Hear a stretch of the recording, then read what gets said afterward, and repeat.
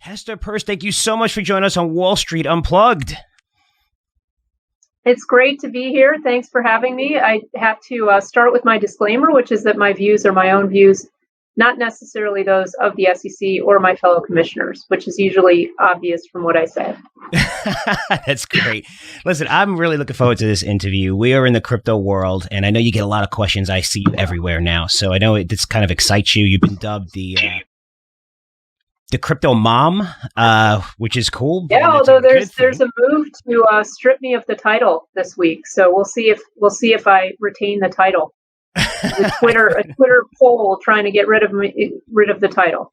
Yeah, well, one of the things that you said to earn that title is, we have to be careful not to overregulate this industry, the crypto industry, because it could stifle innovation. And right now, it seems that there's little regulation or a big gray area. And you know as well as I do, going back to your background, gray is bad when it comes to institutions, right? It's either yes or no would be better than gray because there's less money coming into the system and you're not seeing ETFs approved. But you still have people that want to try because they don't know yet. How do we eliminate the gray area? And how do you push that? Because there's 5 commissioners. And I know, like you said at the beginning of the disclaimer, your views are your own, not necessarily everyone from the SEC. But how do we get this pushed forward? Or let's say we're not going to regulate it. But I just think either saying yes or no is better than being in that gray area. No, you're exactly right. Institutions really need the regulatory clarity to come into the space. I mean, even individuals are asking for it, but institutions, it's kind of a basic parameter that they need to have set. They need to know what the rules of the road are, and then they can operate within those rules. So, I think there are a few things that we can do. One thing that I've been trying to do is just gather from people what the questions are. Where are those gray areas? Where are there things that they're wondering about in terms of what they can do and what they can't do? And then I think we just have to tackle each one of those on its own. So, there are a couple things that come to mind easily. One is trying to define the line between what's a securities offering and what's not. Another is trying to set the ground rules for custody in this space. And another is trying to think through what the ground rules are for an exchange traded product. Now, obviously, we have provided some clarity in that regard, but I think we may need to revisit that. I am optimistic, though. We have a new chair who has a lot of experience thinking about these kinds of issues and knows this space quite well. So I'm optimistic that between that and the growing interest in the crypto world, we're going to see some clarity coming up soon. No, that's great news because we actually launched a security token here, Curzio Equity Owners, and we've put this in the process 2 years ago, done all regulations, and we have, our financials are audited. The reason why I went this route is because when I looked at 2018, I thought that a lot of these are securities, right? And I thought that there would be more regulation coming down. This would transfer into security tokens. But now to the point that we were talking about with security tokens, it seems like from my end of the industry, it's more difficult to get this industry going, which is this is, securities based, backed by assets, right? They're not just utility tokens. When do you see this? You say you're optimistic, but when do you see this? Because I'm excited for this. We based our company on this. We're excited. We're a growing company, but there's just people out there that don't want to start alternative trading platforms. They're afraid to put money into it because, again, of that gray area, right? If you come in, it's $20-30 million, licenses, everything. It's a lot of money has to go into something that, with a signature may not exist. So when do you see this happening? And I know that's a hard question to ask, but you're optimistic by talking to the other commissioners, or do you think, hey, maybe it's a year? Like how close is that?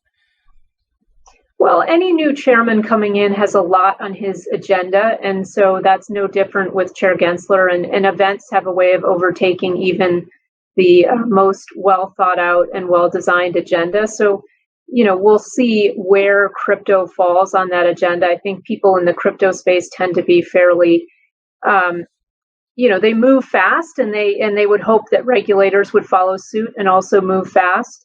But I think that we will see some progress under this chairman. I think he's likely to want to work to provide regulatory clarity here, and maybe we'll get some more guidance and more nudging from Capitol Hill, for example. So it remains to be seen just how quickly. But in the meantime, I really urge everyone who's involved in this space to proceed with care, to think about the securities law angles of what you do. If you're trying to create something, to get the advice and the help that you need, to come talk to our FinHub, which is our sort of outward facing point of connection for people in the fintech world. So come talk to them, lay out what your plans are. It's good to come early, and then remember that if you're an investor or someone who's looking to purchase crypto, you should not assume that anything has a regulatory seal of approval. We don't do that for any products, and there's certainly nothing that has the SEC seal of approval. One of the things that you said, and this is from an interview, someone was asking you about Dogecoin, and I love what you said. You said, listen, I believe in personal responsibility. That's a bold statement, because to me, I agree with you, right? You should have personal responsibility and know what you're investing in, but sometimes these people don't know what they're investing in. So is it really difficult to assume that? Because I could see, if I had to guess, I would say about 70% of the people in crypto do not know that they're not actually getting an equity stake in these things. And they probably believe that they're securities. They don't know if somebody comes in and takes them over for, say, $50 billion, that they're not going to get anything because they don't have an equity stake in it. But so how do we get that to the personal responsibility part to really educate these people? Is that like the crypto job? I mean, is that something you're looking for? Because it seems like we're really close here coming together where, we all want the same thing. This is a $1.5 trillion industry now. It's very, very big, something you can't ignore. And it seems like we're pretty close. But I just love that personal responsibility part. And how far is that going to be taken? Because that's just logical, right? That just makes sense. And if that's true, I could see this thing passing or having more regulation a lot quicker. Well, I mean, I give the same advice with respect to crypto that I give with respect to anything, which is you really need to think about your risk tolerance before you get involved in purchasing anything. And, you need to be realistic with yourself about the volatility of an asset class if you're getting involved in that. And, often the greatest lessons for investors or just in life come from what you've done wrong. So my guess is that some of the people in this space, like in many other spaces, will find that they made some wrong assumptions, and maybe next time they'll be more careful. But it's incumbent upon us as a regulator to try to encourage people to think carefully about the financial decisions they make. And I think it's incumbent upon everyone in society, just again, to take personal responsibility. It's the money that you worked for. Now think carefully about what you want to do with it. My view on personal responsibility and on the real fundamental importance of allowing individuals to make decisions about their own lives. I have a very strong view about that, and some of my regulatory colleagues are more willing to override those decisions than I am. But at least we can have those conversations, and at least I think as Americans we can all appreciate that with freedom also comes responsibility. No, well said, well said. Now, could you take me through the system of how it works, of how an approval will work? There's 5 commissioners. You're one of them. Is it a certain approval? Is it 3 have to approve and 2? Is it kind of like a voting process? How does something, say if 4 of you agree and say, all right, you know what, we're going to do some kind of regulation in crypto, or we're going to launch ETFs, just say, what's the process for that to happen? Well, the process is a little bit different depending on what you're talking about. So the chair of the agency actually sets the agenda. That's part of his responsibility. And so he then directs the staff to prepare recommendations for the rest of us to vote on. So with a rule, we'll get a recommendation from the staff. Here's a rule that you should propose, and then that rule would go out for public comment. If we vote by majority to put it out for public comment, goes out for public comment, and then we get comments back, and then again we once again look at a recommendation from the staff if the staff is recommending to adopt the rule, and we'll vote on it again, and it takes a majority vote. Now, some things like you mentioned in exchange traded product application, something like that is a bit more complicated because a lot of those decisions are actually made by what's something called delegated authority, which means the commission has delegated the authority to the staff to make those decisions. So sometimes those decisions are just made by the staff without direct involvement from the commission. Now, the commission can pull those decisions up and say, you know what, staff, we want to make that decision ourselves. And that can happen at several different stages in the process.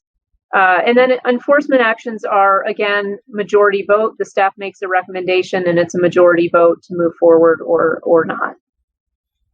Okay, so let's change tunes here because I know everybody loves to pick your mind on crypto and they're excited that you're in favor of crypto and at least you have having that conversation out there. But before becoming SEC commissioner, you were United States Senate Committee on Banking, Housing, and Urban Affairs. You were a former staff member there. You were a big part of the regulatory reform in the financial crisis during 2008. And in 2012, you wrote a book about, and it's called Dodd-Frank, What It Does and Why It's Flawed. And you talked about, or you argued for economic freedom and against the idea that markets could be improved through regulatory micromanagement. So are banks right now, or financial industry, are they being micromanaged right now? It's on the regulatory front or regulatory micromanaged? And how do we get to a medium where you see the capital on banks' balance sheets and they probably want to have that more freedom but at the same time, the credit crisis came out of nowhere and they need to be regulated. So how do you find that medium in between? Because you always see the pendulum swing to each end based on if there's a crisis or not a crisis. But I guess it's kind of hard, right, to just get right in the middle and say, hey, we want you guys to grow, but you need to behave. Yeah, I mean, this is a long time debate in the financial regulatory world of what exactly the financial regulatory framework should look like. And we do in the United States have a rather complicated and fragmented federal financial regulatory framework. And that can be good because it can allow for some different experimentation about different approaches to things, but it can also be a challenge for anyone trying to innovate in this area or any new entrants trying to come in and trying to figure out where would they fit within that framework. Just speaking from the SEC side of things, you asked, do we have the balance right? Are we micromanaging too much? I tend to think that it's good for us to take a principles-based approach and to leave the method of achieving a particular objective up to the individual market participant. And then, if they achieve that objective, that's great. If they don't, then that's the time that we'll come in either on an examination level to look at the firm and say, hey, you're not meeting our objectives. You better get your act together. Or if they don't, then, with an enforcement action. So I tend to be of the view, let's have some broad parameters and allow people pretty broad freedom within those parameters. I think it's really a good way of ensuring that there's competition, that there are low barriers to entry. If you have a really complicated rule book, it's really difficult for someone to jump into the game because you can't figure out all the rules. And the incumbents know all the rules. They've hired all the pricey lawyers, so they can play in a complicated field of rules, whereas new entrants can't come into that. So I worry about innovation if we have too complicated of a rule book, and I worry about competition. So that's kind of my view is we still have work to do to get our rule book to the right place, but it's something that I continue to look forward to working on and enjoy working on. No, it's great stuff. And just even in crypto, is there like a concern that we are falling behind other countries when it comes to, because like we mentioned before about capital, especially institutional capital, and their job is to be prudent, right? So they have fiduciary responsibility, but when there's really a gray area in place, which we talked about before, it's hard for them to invest. But also, you mentioned an innovation front, and that's big, especially in a brand new industry like crypto, and you could even say also in banking on the innovation front. is there a fear of falling behind where it seems like Japan has figured this out, Singapore's figuring out, and this market gets bigger and bigger? Is there any fear of that? Is that a big concern? Or it's like, hey, we just need to sit down and regulate this? Or is it like, hey, we kind of need to do this kind of quickly because, everyone else seems like they're a little bit ahead of us here. And even U.S. businesses within crypto seem like, just to be on the safe side, they're launching businesses outside the U.S. because they're not too sure the rules are going to happen in the U.S. Yeah, I mean, certainly I worry about losing innovation. I worry about losing talent. I want all the best people to come to the U.S. and to do their innovation here in the U.S. and to participate in U.S. markets, to deal with U.S. persons and, to look forward to having U.S. involvement in their projects. And when you've got an unclear regulatory structure, that certainly scares people away. And I think some other countries have been more nimble at trying to adjust their regulatory frameworks to accommodate crypto.